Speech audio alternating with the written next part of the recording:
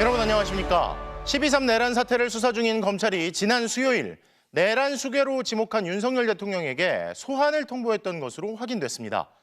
공교롭게도 검찰이 요청한 출석 날짜는 국회 탄핵안 표결 다음 날인 오늘이었지만 직무정지된 대통령은 출석을 거부했습니다. 검찰이 2차 소환을 통보하기로 한 가운데 불과 3년 9개월여 전까지 검찰의 수장으로서 검찰청사를 드나들었던 윤 대통령이 이제 피의자 입장으로 언제 검찰청에 들어갈지에 관심이 쏠립니다. 첫 소식 김상훈 기자가 보도합니다. 검찰 특별수사본부가 윤석열 대통령에 대해 오늘 오전 10시 출석하라고 통보했지만 출석하지 않았다고 밝혔습니다. 윤 대통령에게 서울중앙지검에 나와 12.3 내란 사태 피의자로 조사를 받으라고 한 겁니다. 혐의는 내란과 직권남용 권리행사 방해입니다. 윤 대통령은 국헌문란을 목적으로 위헌 위법한 포고령을 선포하고 국회와 중앙선관위에 군 병력을 투입하고 주요 인사를 체포하라고 지시한 혐의 등을 받습니다. 검찰은 소환장 전달 방식에 대해서는 대통령실에 공문을 보냈고 출석 요구서도 등기 우편으로 보냈다고 밝혔습니다. 또 윤 대통령 측에서 수신한 것도 확인했다고 했습니다. 다만 검찰은 윤 대통령이 불출석 사유를 밝혔는지에 대해서는 확인해주기 어렵다고 했습니다. 검찰은 윤 대통령에게 2차 출석 요구서를 보낼 예정이라고 했습니다. 내일쯤 보낼 걸로 보입니다.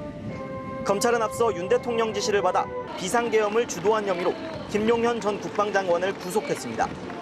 또 국회와 중앙선관위에 병력을 보낸 계엄군 지휘부에 대해서도 잇따라 신병 확보에 나서고 있습니다. 검찰은 앞서 여인영 전 국군방첩사령관에 대한 구속영장에 윤 대통령이 위헌 위법적인 포고령 1호를 발령했고 이후 특전사, 수방사, 경찰청 등에 직접 또는 순차로 지시를 하달했다고 적시했습니다. 검찰 관계자는 국회와 선관위에서 있었던 일들의 구체적 사실관계 조사는 상당 부분 진행됐다고 말했습니다. 현직 대통령에 대한 사상 초유의 피의자 출석 요구 통보 사실은 출입 기자단 공지를 통해 검찰이 직접 공개했습니다. 검찰이 윤 대통령에 대한 체포 시도 등 신병 확보 여부에 대해서는 말을 아끼고 있지만 여러 차례 소환 요구를 통해 대통령 강제 수사에 명분을 쌓고 있다는 해석이 나옵니다. MBC 뉴스 김상훈입니다. 이런 가운데 검찰 특별수사본부가 계엄군 지휘부 3인방에 대한 신병 확보를 진행 중입니다. 앞서 구속된 여인영 전 방첩사령관 외에 추가로 이진우 전 수방사령관과 곽종근 전 특전사령관에 대해서도 구속영장을 청구했는데요. 서울중앙지검에 나가 있는 취재기자 연결합니다. 자, 유서영 기자, 이 사람들 모두 이 계엄군을 국회에 투입시킨 핵심 인물들이잖아요. 네, 그렇습니다. 검찰이 오늘 이진우 전 수도방위 사령관에 대해 구속영장을 청구했습니다. 내란 중요 임무 종사, 직권남용 권리 행사 방해 혐의입니다. 계엄 당일 국회 봉쇄 등을 위해 계엄군 투입을 진두 지휘한 인물인데요. 특히 이 전 사령관은 체포 이후 검찰 조사에서 윤석열 대통령과 통화하며 끌어내란 지시를 2차례 받았다는 취지로 진술한 것으로도 알려졌습니다. 곽종근 전 특수전 사령관도 구속기로에 섰습니다. 국회와 중앙선관위에 병력 출동을 지시한 혐의를 받고 있는데요. 곽 전 사령관도 앞서 윤 대통령의 지시가 있었다고 폭로했습니다. 윤 대통령이 전화해서 의결 정족수가 아직 안 채워진 것 같다. 빨리 문을 부수고 들어가 안에 있는 인원들을 끄집어내라고 했던 겁니다. 두 사람 말을 종합해보면 윤 대통령이 계엄 해제 의결을 앞두고 당시 특전사령관, 수방사령관에게 전화해 국회의 의사결정을 방해하라는 지시를 한 겁니다. 명백한 헌법과 법률 위반으로 보입니다. 두 사람의 구속 여부는 내일 결정될 전망입니다. 영장이 발부되면 검찰은 어제 구속된 여인영 전 방첩사령관까지 계엄군 핵심 3인방의 신병을 모두 확보할 수 있게 됩니다. 검찰 수사망도 윤 대통령을 향해 더 좁혀갈 걸로 보입니다. 자, 그리고 검찰이 계엄사령관을 맡은 박안수 육군참모총장도 다시 조사를 했다고요? 네, 조금 전 들어온 소식입니다. 검찰은 조금 전 박안수 총장에 대해서도 구속영장을 청구했습니다.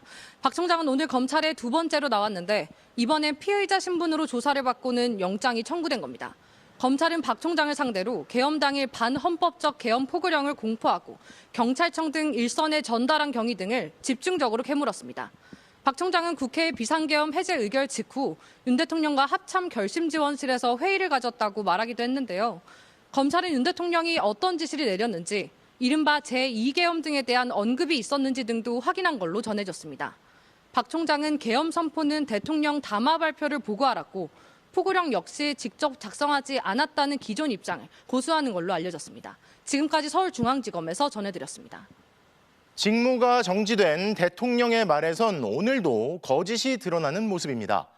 12.3 내란 사태 당시 국회 장악과 정치인 체포 등을 위해 1,500여 명의 군인이 동원됐다는 사실이 경찰 수사 결과 드러났습니다. 군과 경찰 수뇌부 또 정부 국무위원들을 상대로 조사를 이어가고 있는 경찰 역시 내란 수괴 혐의를 받는 피의자에 대해 곧 소환을 통보할 것으로 보이는데요. 국가수사본부를 연결합니다. 조건희 기자, 알려졌던 것보다 실제로는 투입된 군인들이 더 많았던 거군요. 네, 그렇습니다. 국방부와 육군본부, 수도방위 사령부, 특수전 사령부와 방첩사령부, 정보사령부 등 부대도 다양했고 병력도 많았습니다. 지휘관부터 일반 장병까지 현재까지 확인된 숫자가 1,500여 명이고요. 조사 상황에 따라 더 늘어날 가능성이 있다고 봐야 할 것 같습니다.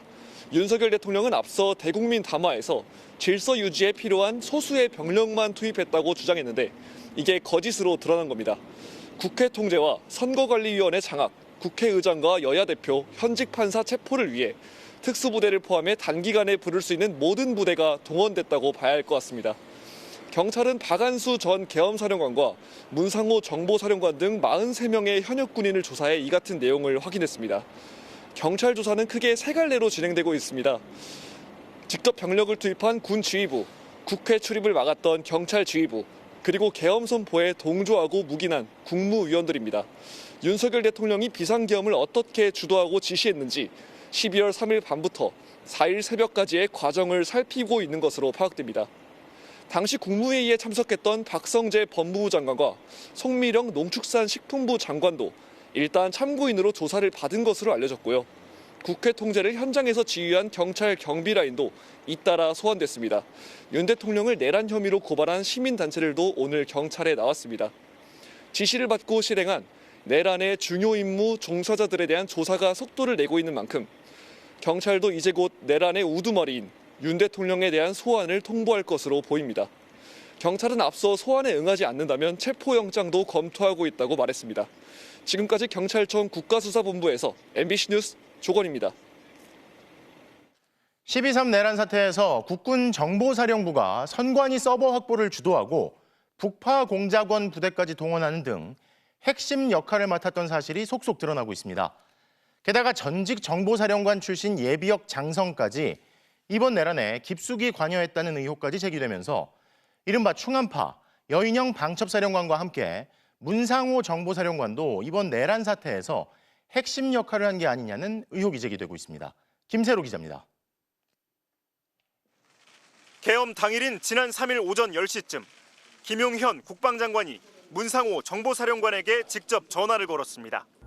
야간 임무가 있을 수 있으니 한 개 팀을 편성해 대기하라는 지시로 곧바로 추가 명령이 내려왔습니다. 과천 정부청사 인근에 한 21시 어간에 대기할 수 있도록 해라라는 지시를 받았습니다. 이들은 계엄 선포와 동시에 선관위 서버 확보 작전에 투입됐습니다. 비상계엄 초기 핵심 임무를 맡은 겁니다. 정보사가 산하 최정예 특수부대인 북파공작원 HID를 동원했다는 의혹도 사실로 드러났습니다. 지난 10일 열린 국회 국방위. 문상호 정보사령관은 처음에는 북파공작원 부대 동원을 부인했습니다. HID 부대는 왜 20여 명 모아서 대기했습니까? 정확하지 않은 정보입니다. 의원들의 추궁이 계속되자 북파공작원 부대를 대기시킨 건 맞지만 특별한 임무는 없었다고 말을 바꿨습니다. 속초에서 7명이 파견되는 등 HID를 활용한 체포조 운영을 했다라는 이야기들이 많이 나왔어요. 사실과 다르다는 말씀을 드립니다. 운영 안 했습니까? 소집은 일부 했습니다.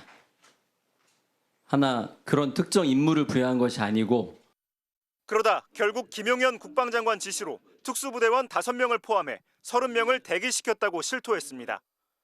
HID 한 30여 명 판교에 있는 부대에서 대기했다 그랬죠? 특수인원은 5명이 포함되어 있고 대기하고 있는 규모가 30여 명이었습니다.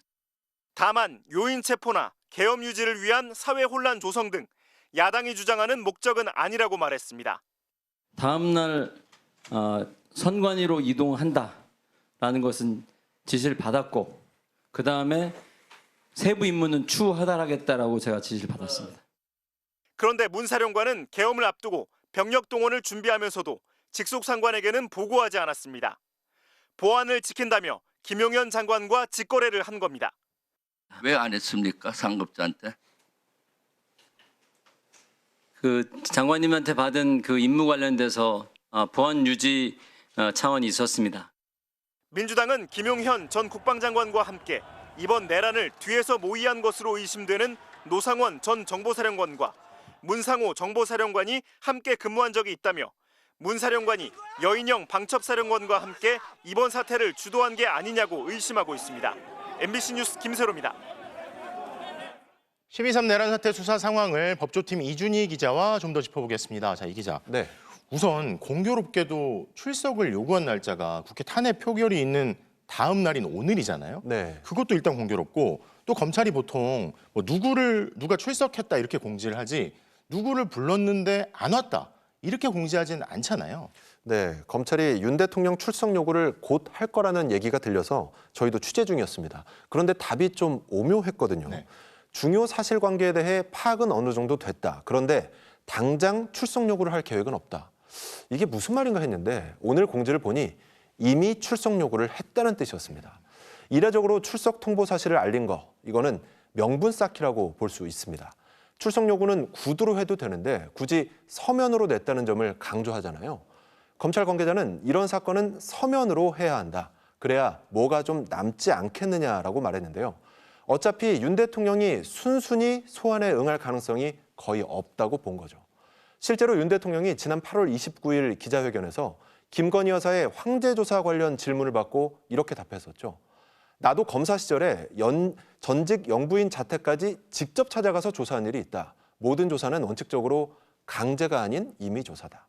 검찰은 이렇게 명분을 계속 쌓아서 나중에 체포영장이나 구속영장을 발부받으려는 것이 아니냐 이런 분석이 나옵니다. 연내 조사를 목표로 하는 걸로 보입니다. 검찰 출신 대통령 피의자인데 이 소환 조사 경찰도 출석 요구 검토한다고 했었고 공수처도 뭐 구속 수사 가능성까지 얘기했는데 네. 결국은 검찰한테 선수를 뺏긴 셈이 됐네요. 네, 검찰이 출석 통보를 한 날짜가 공교롭게도 12월 11일입니다. 네. 그날이 무슨 날이냐면 경찰 국가수사본부가 대통령실 압수수색에 전격 착수한 날이거든요. 아하. 검찰이 그 소식을 듣고 소환 통보를 했는지는 확인되지 않았지만 수사기관의 경쟁이 윤 대통령의 소환 시점을 점점 앞당기고 있다는 것은 틀림없는 사실인 것 같습니다. 조만간 경찰도 윤 대통령 소환 통보를 할 가능성이 있어 보입니다. 이렇게 되면 현직 대통령을 향해 수사기관들이 서로 이리로 오라고 하는 사상 초유의 일이 벌어지는 겁니다. 누가 부르든 내란죄는 현직 대통령의 불소추 특권에 해당되지 않는 만큼 윤 대통령은 체포든 구속이든 모두 가능합니다. 3년 9개월여 전에는 검찰청사를 총장 그만두고 나갔던 윤 대통령인데 과연 조사를 어디서 받게 될지 궁금하네요. 법조팀 이준희 기자였습니다. 자, 그럼 직무가 정지된 윤석열 대통령이 칩거 중인 한남동 관저로 가보겠습니다. 윤 대통령이 오늘 오전 출석하라는 검찰의 소환 통보에 불응했다는 사실 방금 전해드렸는데요. 자, 구승은 기자, 관저 앞에서 특별한 움직임이 포착된 게 있습니까? 네, 저는 지금 관저에서 300m 정도 떨어진 곳에 나와 있는데요. 오늘 하루 종일 지켜봤지만 특별한 움직임은 없었습니다. 윤 대통령이 타고 다니는 경호 차량이 드나들거나 수사기관이 탑승한 걸로 보이는 차량도 포착되지 않았습니다. 윤 대통령은 오늘 오전 검찰의 소환 통보에 불응하고 계속 관저에 머문 것으로 보이는데요. 지금 관저 주변엔 적막감만 감돌고 있습니다. 어제 윤 대통령 퇴진을 촉구하는 1인 시위 등이 있었던 것과는 달리 오늘 관저 주변에서 집회나 시위도 없었습니다. 윤 대통령은 어제 오후 7시 24분 직무가 정지됐지만 대통령 신분은 그대로인 만큼 관저에 계속 머물 수 있고 경호와 의전 등 예우를 받고 있습니다. 관저 앞에는 경찰 버스와 경비 인력들이 있었는데 지나가는 사람에게 행선지를 확인하고 관저로 향하는 길을 막기도 했습니다. 꽤 삼엄한 분위기였는데 현장에서 만난 경찰 관계자는 평상시 경호 수준과 비슷하다고 설명했습니다. 다만 제 뒤로 보이는 통행로에 취재진은 지나다닐 수 없게 통제했는데요.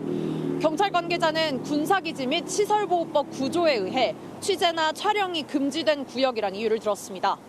한편 오늘 새벽 용산 대통령실 앞 윤 대통령을 응원하는 화한 일부가 불에 타 소방이 출동해 10분 만에 끄는 소동이 있었습니다. 앞으로 윤 대통령은 관저에 칩거하며 내란죄 수사와 탄핵 심판에 대비한 법리 다툼 준비에 본격적으로 나설 전망입니다. 검찰은 윤 대통령이 소환에 불응하면서 2차 출석 통보를 할 방침인데 계속 불응할 경우 윤 대통령에 대한 체포 등에 나설 가능성도 배제할 수 없습니다. 또 관저를 대상으로 압수수색이 진행될 수도 있는데 지난번 대통령실 압수수색 때처럼 경호처가 또 막아서는 상황이 반복될 수 있는데요. 수사 상황에 따라 관저 앞 긴장감도 높아질 걸로 보입니다. 지금까지 한남동 관저 앞에서 전해드렸습니다. 더불어민주당 이재명 대표가 여야와 정부가 모두 함께 국정안정협의체를 구성하고 경제 회복을 위한 추경 예산도 논의하자고 제안했습니다. 국민의힘이 내부 갈등을 겪는 상황 속에 제1당 대표로서 국정 안정을 도모하자며 나선 건데요. 이 대표는 또 국정 혼선을 막기 위해 일단 한덕수 국무총리에 대한 탄핵소추는 추진하지 않겠다고 밝혔습니다. 김정우 기자가 보도합니다. 기자회견에 나선 이재명 대표는 대한민국 위기의 바람을 멈추겠다며 자신의 구상을 밝혔습니다. 국정 정상화를 위한 초당적 협력체, 국회 정부가 함께하는 국정안정협의체 구성을 제안드립니다. 통상 정부와 여당이 국정을 협의해왔는데 윤 대통령의 직무가 정지됐으니 여야 모두가 참여하는 협의체를 구성하자는 겁니다. 이제 여당은 사라졌다면서 국민의힘을 제2당이라고 불렀습니다. 여당은 사라졌죠. 야당도 없습니다. 제2당으로서 국정안정, 민생회복이라고 하는 큰 공통의 목표에 협조하지 않을 이유가 없다고 생각합니다. 이재명 대표는 혼란 수습을 위해선 경제 회복이 중요하다며 협의체에서 추가 경정 예산을 논의하자고 제안했습니다. 지역화폐와 AI 산업 예산, 전력 기반 시설 투자 예산 등을 언급했는데 지역화폐는 이 대표가 성남시장 시절부터 추진해온 핵심 공약이고 AI 예산은 민주당의 중점 미래산업 예산입니다.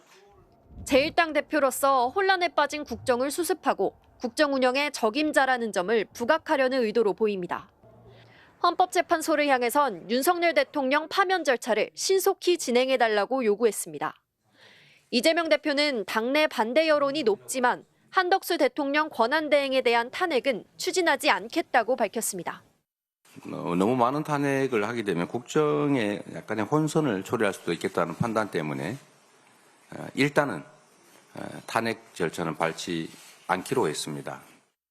그러면서 한 권한대행에게 내란 특검법과 김건희 여사 특검법 등 법안들에 대해 거부권을 행사해선 안 된다는 입장을 전했습니다.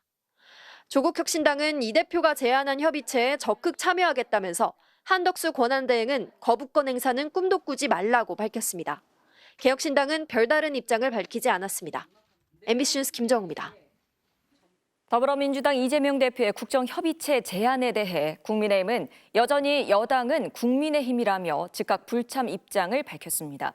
그런데 눈에 띄는 부분은 국민의힘 당대표가 아닌 2인자인 권성동 원내대표가 반박했다는 점입니다.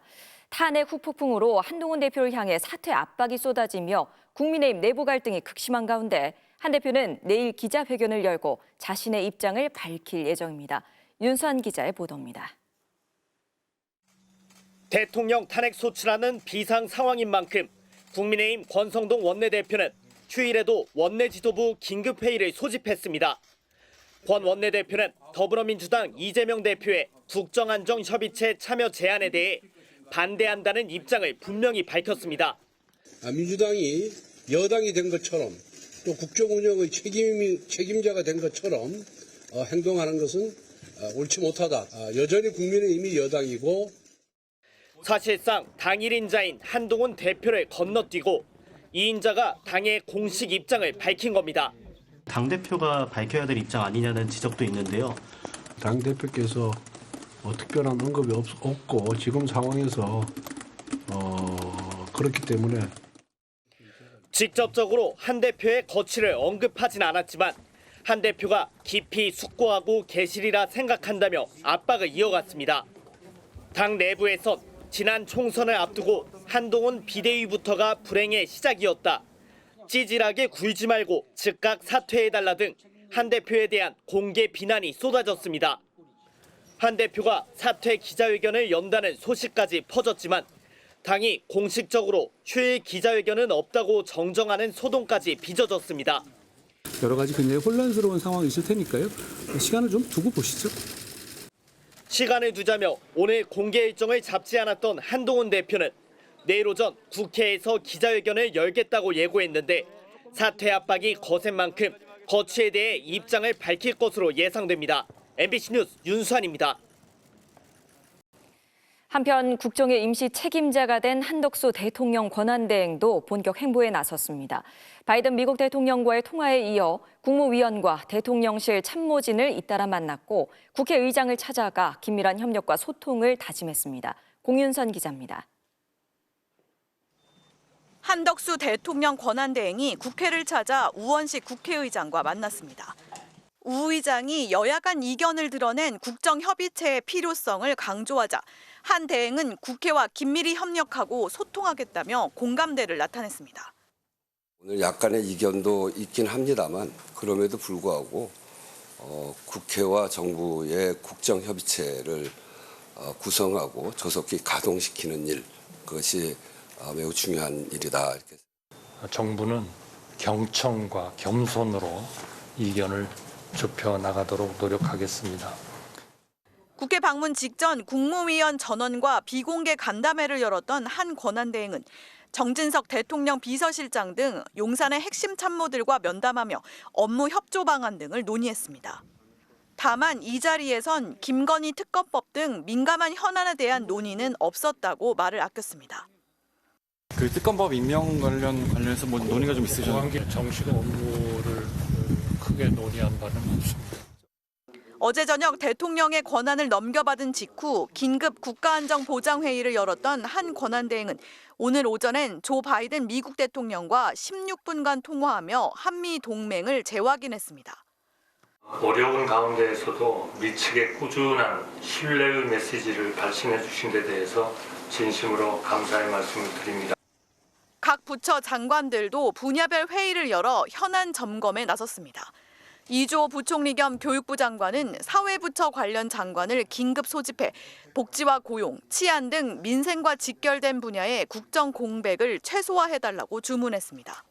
주요 정책과 현안 과제들이 차질 없이 추진될 수 있도록 철저히 챙겨서 국민의 일상에 작은 피해라도 발생하지 않도록 대외관계 장관 간담회 등에 참석한 조태열 외교부 장관 역시 기자회견에서 내년 미국 트럼프 행정부 출범에 차질 없이 대비하겠다고 밝혔습니다. MBC 뉴스 공윤선입니다. 정치팀의 조재영 기자와 앞으로 전국에 대해 얘기 나눠보겠습니다. 조재영 기자, 네. 자, 오늘 민주당의 이재명 대표가 한 발언들부터 정리를 해볼까요?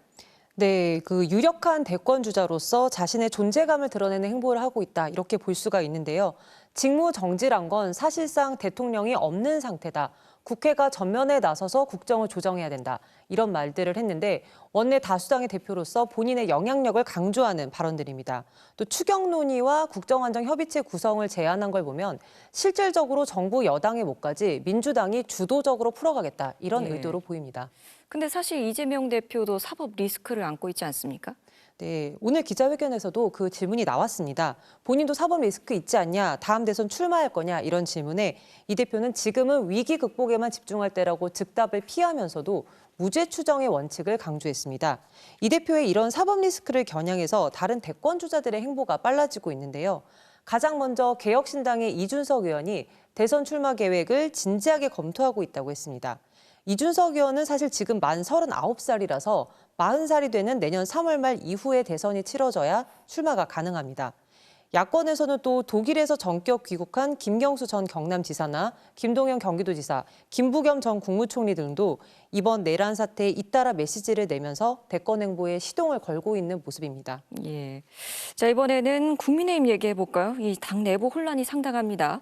유력한 대권 주자였던 한동훈 대표가 지금 대표직을 계속 유지할 수 있을지도 좀 미지수죠. 네, 한동훈 대표가 내일 오전에 기자회견을 통해서 입장 발표를 할 예정인데요. 대표직을 사퇴할지 버티기에 들어갈지 막판까지 고심 중인 것으로 알려졌습니다. 한 대표가 주춤하는 사이에 탄핵에 찬성했던 안철수 의원이나 오세훈 서울시장 등이 존재감을 드러내고 있고요. 사실 여권 주자들은 야권보다는 본격적으로 대권 행보에 나서기가 조금은 부담스러운 상황입니다. 윤석열 대통령의 탄핵 소추안이 가결되긴 했지만 헌법재판소에서 최종 결론이 난 게 아니잖아요.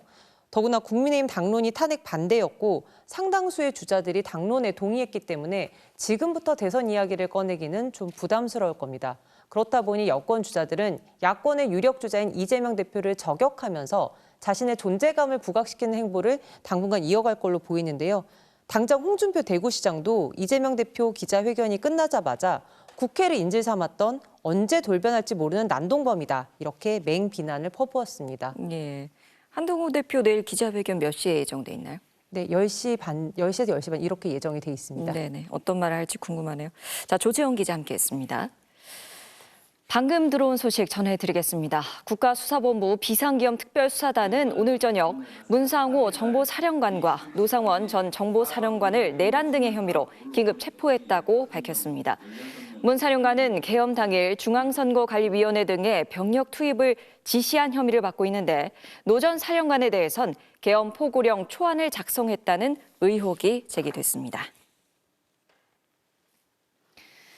윤석열 대통령 탄핵 심판을 맡을 헌법재판소는 내일 재판관 6인의 첫 회의로 본격적인 절차에 돌입하게 됩니다. 박근혜 전 대통령 탄핵 심판보다 쟁점이 단순하다는 점에서 단기간에 결론이 나올 거라는 관측도 나옵니다. 박솔립 기자입니다. 문영배 헌법재판소장 권한대행 등 헌법재판관 6명은 휴일인 오늘 자택에서 탄핵 소추안을 검토한 것으로 알려졌습니다. 6명이 한자리에 모이는 첫 회의는 내일 오전 10시입니다. 이 자리에서 주심 재판관을 정하고 재판 일정도 결정할 예정입니다.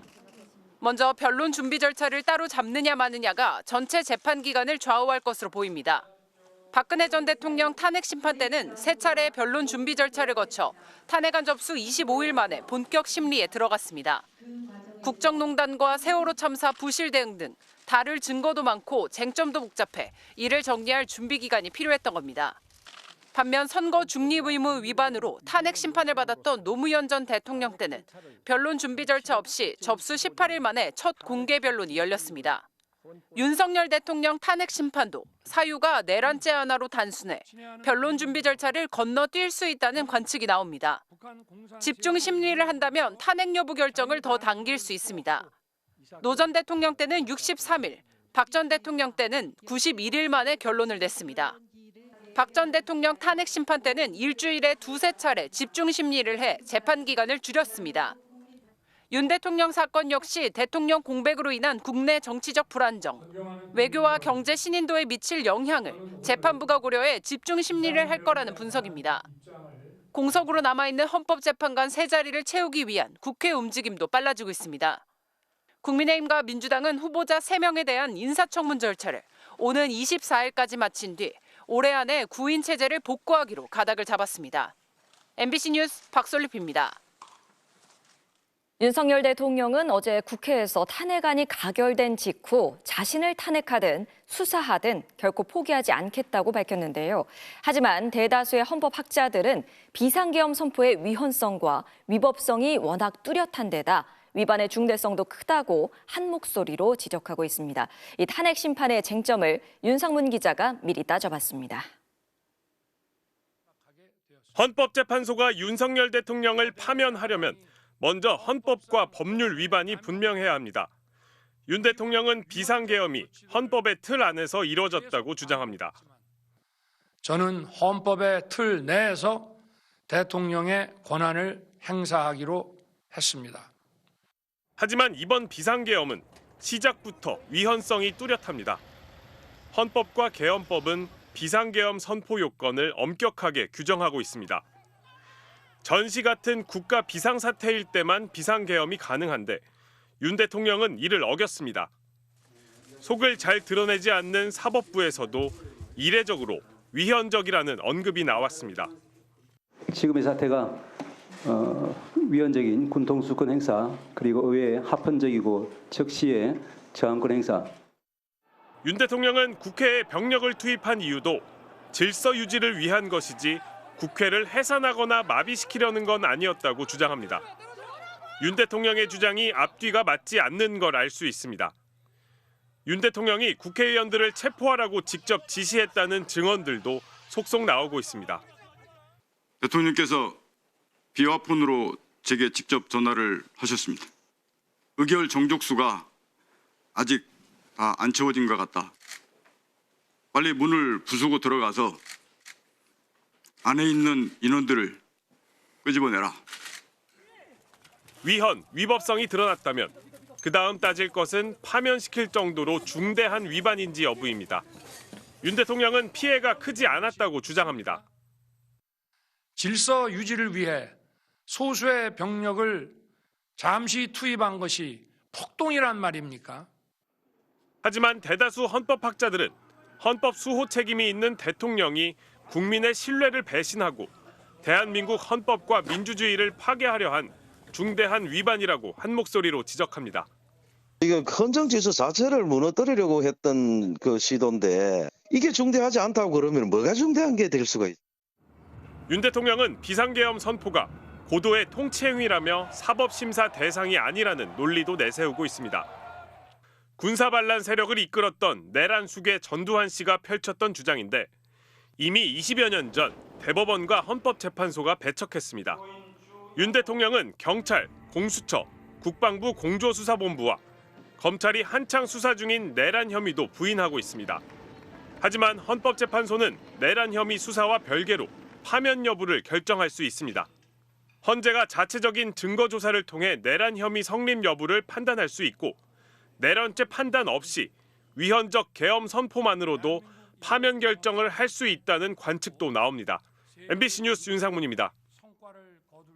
대통령 탄핵소추안이 통과됐지만 시민들은 오늘도 거리로 나왔습니다. 시민들은 탄핵소추안 가결은 끝이 아니라 새로운 시작이라며 하루라도 빨리 헌법재판소가 윤석열 대통령에 대한 파면 결정을 내려야 한다고 입을 모았습니다. 이재욱 기자입니다.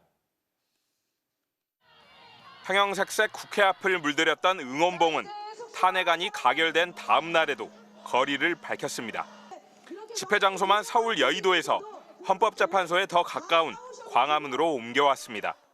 윤석열 퇴진을 요구하는 외침도 그대로였습니다. 윤석열을 즉각 파면하라! 탄핵안이 겨우 4표를 넘겨 가까스로 통과된 만큼 시민들은 아직 안심하긴 이르다고 목소리를 높였습니다. 우리의 투쟁의 고삐를 늦출 수 없습니다. 새로운 단계의 싸움을 시작해야 합니다. 두 번째 목표인 헌법재판소의 파면 결정을 하루라도 빨리 받아내기 위해 계속 촛불을 들어야 합니다. 주최 측 추산 7천여 명의 시민들은 집회 뒤 광화문에서 북촌 헌법재판소 방향으로 행진을 벌였습니다. 아직 완전히 끝난 건 아니니까 열심히 참여해야겠다고 생각해서 아이 셋 그리고 우리 애엄마와 같이 5 식구 모두 다 이 자리에 나오게 되었습니다. 헌법재판소에 한 소리 한 마음으로 듣게 하기 위해서라도 탄핵안 가결을 축하하며 헌재 파면 결정을 촉구하는 집회는 대전과 울산, 강원 등 전국적으로 이어졌습니다. 국민의 명령이다. 헌법재판소는 탄핵 결정 인용하라. 이제부터가 진짜 시작이라고 생각이 들어서 아직 1차전에 승리했으니까 최종적으로 우리가 완전 승리를 해보자. 광주에서는 특전사 동지회원들이 5.18 국립묘지를 참배하고 다시는 특전사 장병들이 반국가 내란 세력에게 이용되지 않도록 국민들이 지켜달라고 호소했습니다. 12밤 동안 여의도를 밝혔던 촛불 문화제도 내일부터는 매일 저녁 헌법재판소 앞에서 열릴 예정입니다. MBC 뉴스 이재욱입니다. 어제 국회 탄핵소추안은 의결 종족수를 불과 4표 넘긴 204명의 찬성을 받아 가결됐죠. 현대사의 갈림길에서 아버지의 임종을 지키지 못한 채 국회를 지켰던 의원이 있었고 하루를 하더라도 국민을 위한 의무를 다하겠다며 가결에 힘을 보탠 의원도 있었습니다. 손하늘 기자입니다. 경기도 고양의 한 장례식장. 빈소 한켠에서 충혈된 눈으로 찬송가를 따라 부르는 상주가 보입니다. 더불어민주당 이기헌 의원입니다. 임종을 당연히 지킬 수 있다고 생각했어요. 왜냐하면 병원이 그렇게 멀지 않았고. 12월 3일 밤 계엄군이 국회에 들어왔습니다. 노환으로 쓰러진 아버지가 병원에 입원한 지 사흘 만이었습니다. 언제고 달려갈 수 있도록 일부러 집이 있는 고양시로 병원을 잡았지만 비상대기로 국회를 떠날 수 없었습니다. 위독하시다는 소식을 듣고 달려갔을 땐 아버지는 이미 숨을 거둔 뒤였습니다. 표결이 잡히고 나서는 국회를 일절 나오진 않았습니다. 위독하시다는 말씀을 7시 한 4, 50분 정도 들었는데 그때 제가 바로 출발을 했는데 8시 한 20분 정도 병원에 도착했는데 이미 임종하지 못 죄송합니다. 이기헌 의원은 다시 국회로 돌아와 상복을 입고 본회의장에 들어갔습니다. 그리고는 윤 대통령 탄핵 소추에 한 표를 보탰습니다. 아버님도 하늘나라에서 기쁘게 봐주셨으리라 생각합니다. 국회의원 선서를 한 지 하루 만에 탄핵안 표결에 참여하게 된 국회의원도 있었습니다. 조국 전 대표의 의원직을 승계한 조국혁신당 백선희 의원입니다. 연선거할 때는 하나도 떨리지 않았었는데 실망과 슬픔에도 불구하고 너무도 떨리고 연습했습니다. 당론을 거슬러 1인 시위까지 하며 탄핵 찬성을 호소했던 국민의힘 김상욱 의원. 대한민국 민주주의가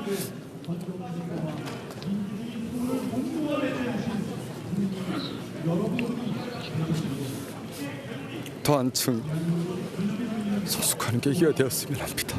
두 번 다시는 이런 일이 없었으면 합니다. 개표 결과가 나온 뒤에도 한참 동안 자리를 뜨지 못했습니다. 지난 7일 의결 정족수에 못 미쳐 투표함조차 열어보지 못했던 탄핵 소추안. 두 번째 표결에선 겨우 4표를 넘긴 204표로 가결됐습니다. MBC 뉴스 손하늘입니다. 자, 그런데 이렇게 국민의 대표로서 절박하게 행동한 의원들과 전혀 다른 행보를 보인 이들도 있습니다. 특히 무효표 중에선 어떤 의도에서인지 탄핵 찬성, 즉 가라고 써놓고 큰 점을 그려서 무효표를 만들거나 알 수 없는 한자를 써놓은 이들마저 있었습니다. 결과적으로 국민이 맡긴 한 표를 그렇게 쓴 셈이죠. 지윤수 기자입니다. 윤석열 대통령의 탄핵 소추안 2차 투표가 끝난 뒤 간표위원으로 지정된 국회의원 8명이 동료 의원들의 표를 확인합니다. 총 투표수 300표 중 가 204표,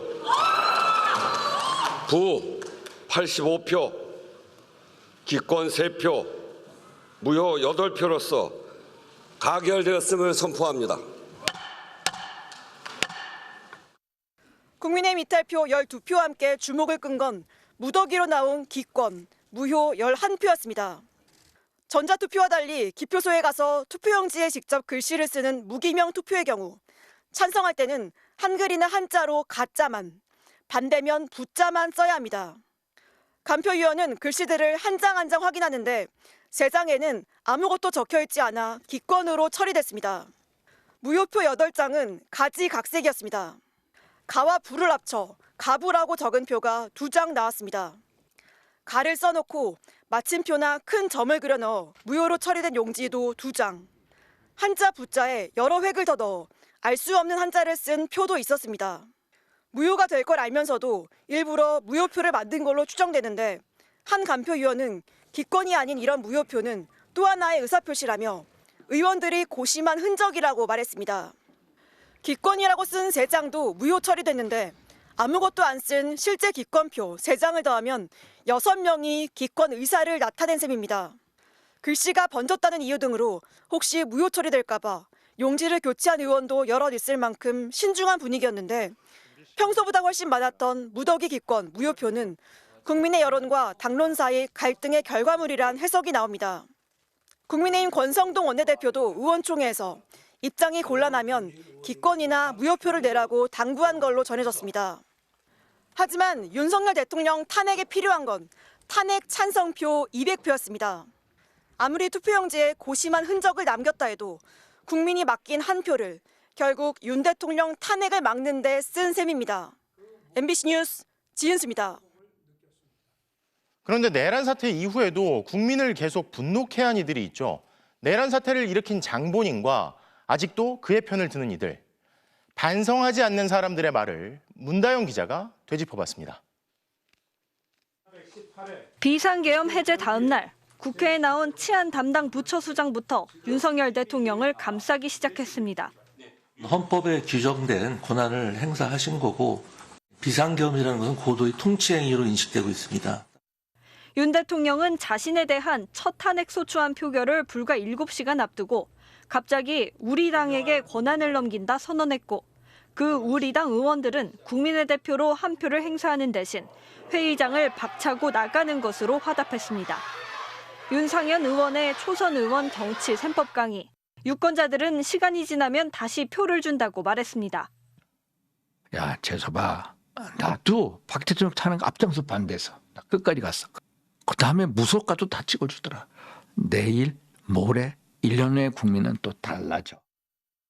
시민들은 연일 광장에 쏟아져 나왔지만 곽규택 의원이 보기엔 시민들은 평온했습니다. 불안에 떠셨지만 민주적 회복력으로 평온을 유지하고 있습니다. 나경원 의원은 탄핵 절차도 21세기 대한민국 위상에 부합해야 한다면서 탄핵 소추안의 탄핵 사유 증거는 달랑 언론기사 63건인데 이것이 충분하냐고 주장했습니다. 계엄군이 국회를 침탈하는 장면이 생중계됐는데 증거가 부족하다고 주장한 겁니다. 윤석열 대통령 운명을 결정할 싸움을 앞두고 국민의힘은 친윤 핵심 사령관을 세웠고 그 사령관은 내란죄 논란을 정치 공세라고 일축했습니다. 국민의힘 전체를 내란 공범으로 몰아가기 위한 민주당의 악랄한 여론 호도 수법을 강력히 규탄합니다. 국민의힘 안에서 나온 12개 이탈표는 윤석열 대통령을 탄핵 심판대에 세웠습니다. 국민의힘 일부는 여전히 반성 대신 이탈한 동료들을 원망하고 있습니다. 우리 당에서 많은 반란표가 나왔다는 사실에 정말로 절망감을 느낍니다. MBC 뉴스 문다영입니다. 어제 국회 앞에 모인 시민들은 탄핵 소추안 가결 이후에도 기쁨을 만끽하며 늦은 시간까지 자리를 지켰습니다. 집회 흔적을 찾기 어려울 정도로 직접 쓰레기를 치우는 등 성숙한 시민의식을 보여줬습니다. 송재원 기자입니다. 윤석열 탄핵을 외쳤던 그 자리에 한바탕 풍물놀이가 펼쳐졌습니다. 북과 장구 소리에 맞춰 몸을 들썩이고 춤을 추고 형형색색의 응원봉은 계속해서 바다의 물결처럼 일렁였습니다. 늦은 밤까지 얼어붙은 도로 위에서 누구도 쉽게 자리를 뜰 수 없었습니다. 추운 날씨에도 견딜 수 있었던 거는 다 같이 옆에 있어서 따뜻했기 때문이라고 생각해요. 결국 해냈다는 안도감 속에 고작 4표 차이로 얻어낸 탄핵안 가결에 실망하고 분노하는 시민들도 적지 않았습니다. 너무 적게 나온 것 같고요. 국민의힘 당이 아직 정신을 덜 차린 것 같아요. 성취가 있었지만 그래도 12표가 쥐어짜서 나왔다는 게 사실은 좀 개탄스럽습니다. 그래도 시민들은 성숙했습니다. 너나 할 것 없이 거리에 버려진 쓰레기들을 함께 치웠습니다. 집회가 끝난 뒤 거리는 흔적을 찾기 어려울 만큼 깨끗했습니다. 쓰레기가 있어서 주운 거였는데 다른 시민분들이 장갑이랑 이런 봉지를 주신 거예요. 주최 측 추산 200만, 경찰 비공식 집계로도 20만 명 넘게 몰렸지만 별다른 충돌은 없었고 시민들은 끝까지 질서 있는 집회, 질서 있는 퇴장을 보여줬습니다. MBC 뉴스 송재원입니다. 12.3 내란 이후 K방산 수출에도 비상이 걸렸습니다. 탄핵안은 가결됐지만 대통령 리스크가 해소되기 전까지는 수출에 어려움이 있을 거란 우려가 나옵니다. 정영민 기자입니다. 지난 5일 우리나라를 방문하려던 크리스테르손 스웨덴 총리가 일정을 모두 취소했습니다. 당초 윤석열 대통령과 정상회담을 하고 방산 기업들과 면담을 진행할 예정이었습니다. 키르기스스탄 대통령도 지난 4일 한국항공우주산업 카이를 방문하려던 일정을 전격 취소하고 조기 귀국했습니다. 계획된 일정에는 고정익과 회전익 생산시설을 둘러보며 무기 개발 현황을 듣고자 했던 것으로 알려졌습니다. 향후 미래 사업에 대해서는 대한민국 우리 K방산의 어떤 신뢰가 불안한 거죠. 가장 큰 걱정은 수출 초입기에 들어간 K2 전차 폴란드 2차 계약입니다. 계약 물량 180대로 9조 원 규모입니다. 우리 정부 기능이 사실상 마비되면서 연내 수출 성사가 불투명해진 것으로 전해졌습니다. 기술 보안과 민감한 내용이 많은 방산 특성상 수출이 밴 외교적 신뢰도가 가장 중요한데 12.3 내란 사태로 우리나라 신인도가 크게 추락했기 때문입니다.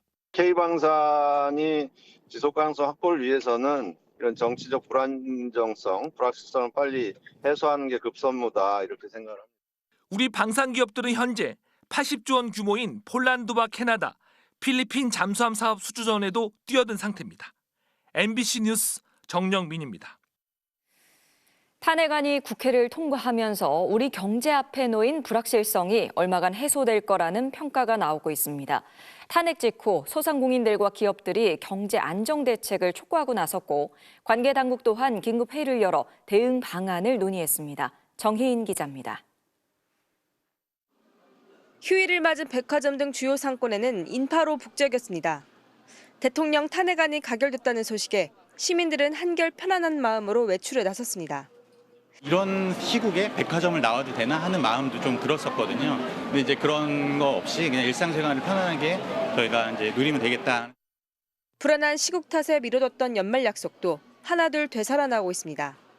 친구들이랑 오래간만에 막년회 할 겸 그리고 크리스마스 분위기 좀 즐길 겸 나왔어요.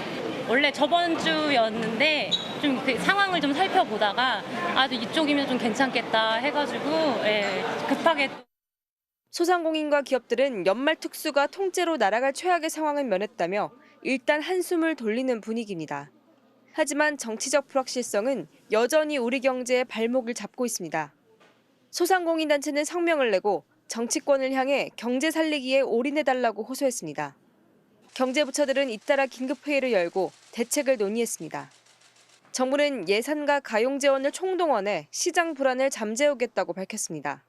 저희 경제팀은 현 상황에 대해 막중한 책임감을 느낍니다. 민관의 모든 역량을 결집하여 경제를 최대한 안정적으로 관리하겠습니다. 하지만 대내외 경제 현안을 지휘할 리더십이 부족한 상황은 중대한 문제로 꼽힙니다. 우리나라의 이제 리더십이 어느 정도의 공백도 있으면서 좀 불확실하다라는 것이 우리한테 좀 불리하게 작용할 수는 있는 거죠. 한국은행은 탄핵 정국 이후 정치적 갈등이 길어지면 경제에 타격이 커질 거라고 경고했습니다. MBC 뉴스 정희인입니다. 이번 시민들의 집회에서는 촛불 대신 응원봉이 등장했고 민중가요뿐 아니라 소녀시대의 다시 만난 세계, 로제 아파트 같은 아이돌 노래가 선곡됐습니다. 세대를 넘어 모두가 함께한 무언가 특별했던 그 경험, 이지은 기자가 전해드립니다. 대통령 탄핵 소추안이 가결된 순간 가장 먼저 현장에 울려 퍼진 노래는 다름 아닌 소녀시대의 다시 만난 세계였습니다.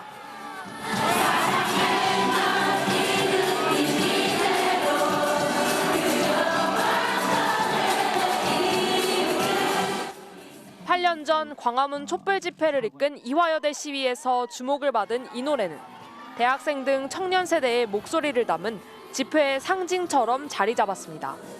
시민들은 익숙한 K-팝 노래에 구호를 더해 거리감을 좁히고 뜻을 외쳤습니다.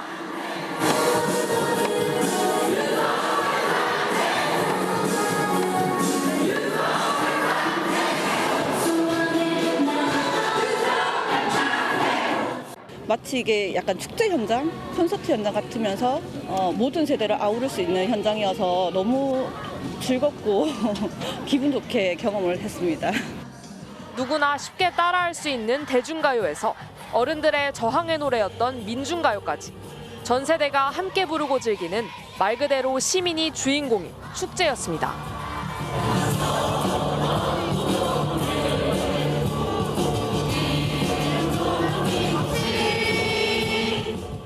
SNS에선 촛불 집회 플레이리스트가 화제가 됐고 집회 주최 측도 비장하고 숙연한 분위기에서 벗어나 스스로 벽을 낮췄습니다.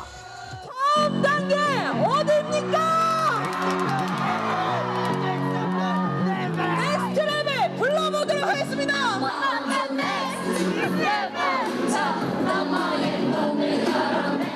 우리 모두에 대한 어떤 꿈, 희망 이런 것들로 가사의 내용의 성격도 다른 방식으로 이제 진화하고 변화한다는 느낌이 들었습니다. 지금 시대 상황은 좀 무겁지만 노래로 좀 가볍게 마음을 좀 가볍게 하면서 다 같이 어울리는 그런 느낌이 너무 좋았던 것 같습니다. 신나는 K-팝과 응원봉, 촛불을 넘어 새로운 상징을 만든 이른바 K-집회는 10대와 20대 젊은 층의 참여와 정치에 대한 관심을 끌어올리고 세대 간의 공감대도 넓히는 계기가 됐습니다. MBC 뉴스 이지은입니다. 한국 상황을 주시하던 미국은 탄핵 가결 이후 곧바로 환영 입장을 냈는데요. 블링컨 국무장관의 발언 중에 한국 국민을 강력히 지지한다는 말한 대목이 주목이 됩니다. 워싱턴 연결합니다. 김재용 특파원, 블링컨 장관이 한국 국민을 지지한다며 힘을 줘서 강조한 이유가 있을까요? 네, 민주적 회복력 한미 동맹도 언급했지만 특별히 한국민을 강력히 지지한다. 이 부분이 가장 중요하다고 설명했습니다. 이 대목 먼저 듣고 말씀드리겠습니다. Most important, we strongly support the Korean people. We strongly support the ironclad alliance that joins our two countries together. 이 민주주의 헌법과 가치에 대한 강조인 거죠? 지지와 성원의 대상이 민주주의를 지킨 주체인 국민이라는 점을 명확히 한 겁니다. 철통동맹도 민주주의 안에서 가능한 만큼 이를 파괴한 세력과는 연대할 수 없다는 의미입니다. 백악관도 미국 국민은 한국 국민들과 어깨를 나란히 할 것이라고 했는데 같은 맥락입니다. 돌아보면 윤 대통령은 지난 3월 민주주의 정상회의에서 블링컨 장관에게 자유민주주의 가치동맹을 역설했었는데 이걸 스스로 파괴해서 동맹으로부터 비난받는 역설을 자초한 셈입니다. 미국 주요 언론들의 보도는 어떻습니까? 비상계엄이란 무모한 도박이 실패했고 이건 최고 권력자가 자초했다고 전하고 있습니다. 또 정치적 불확실성이 다소 해소됐다는 해석도 내놓고 있습니다. 블링컨 장관이 한덕수 권한대행과 함께 일할 준비가 돼 있다고 언급한 건 중요 논의를 할 지휘계통의 복원에 한숨 돌렸다는 뜻입니다. 그런데 궁금한 것이 트럼프 당선인의 반응이 전혀 안 나오고 있어요. 왜 그럴까요? 트럼프에겐 가치동맹보다 상업적 거래가 더 중요한데 확고한 상대가 없는 상황에서 당장 언급할 필요도 없다고 볼 겁니다. 반면 북한을 계속 거론하는 건 대화를 통해 경제적 이익도 있겠지만 성공할 경우 따라올 평화 메신저란 영예 트럼프가 꼭 쥐고 싶은 분명한 소득이 있기 때문입니다. 지금까지 워싱턴이었습니다. 외신들도 탄핵안 가결을 실시간으로 보도했습니다. 외신들은 20, 30대가 주도한 이번 시위가 한국 민주주의 미래를 보여준 것이라고 평가했습니다. 박윤수 기자의 보도입니다. 외신들은 탄핵안 가결 소식만큼 국회 앞 탄핵 촉구 집회를 비중 있게 보도했습니다.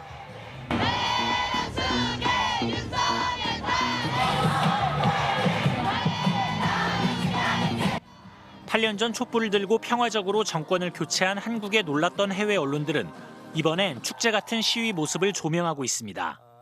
Celebration right outside the compound of the National Assembly in Seoul. A freezing cold dance party is what it looks like, or K-pop party. 정치권이나 노동계가 주도했던 기존의 집회들과 달리 응원봉을 흔들며 구호를 외치는 젊은이들을 바라보는 외신들은 새롭다는 반응입니다.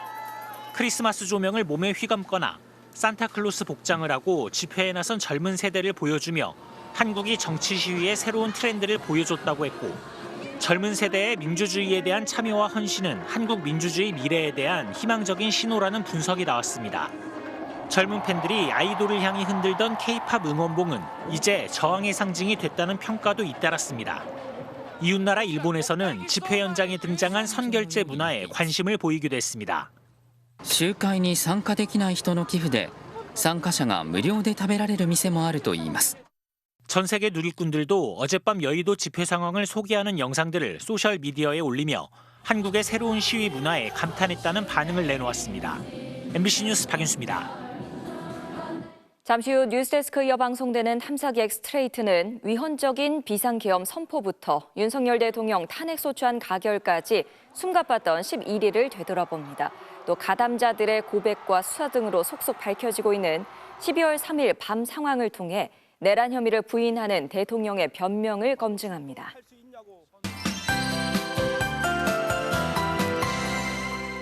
피부에 닿는 찬 공기가 조금이나마 무디어진 하루였습니다. 휴일 낮 동안 서울은 구름 사이로 볕이 비추면서 야외 활동하기에도 한결 나아진 모습이었는데요. 하지만 내일을 기점으로 기온이 다시 내림세로 돌아서겠습니다. 내일 아침 서울 기온 영하 3도에 체감온도는 영하 5도로 이맘때 추위를 보이겠고요. 주 중반에는 영하 7도까지 떨어지면서 올겨울 들어 가장 추워지겠습니다. 또 내일 새벽부터 아침 사이 서해안에는 또 눈이나 비가 잠깐 지나겠고요. 이후 퇴근 시간대에 중부지방을 중심으로 본격적으로 눈과 비구름이 들어오겠습니다.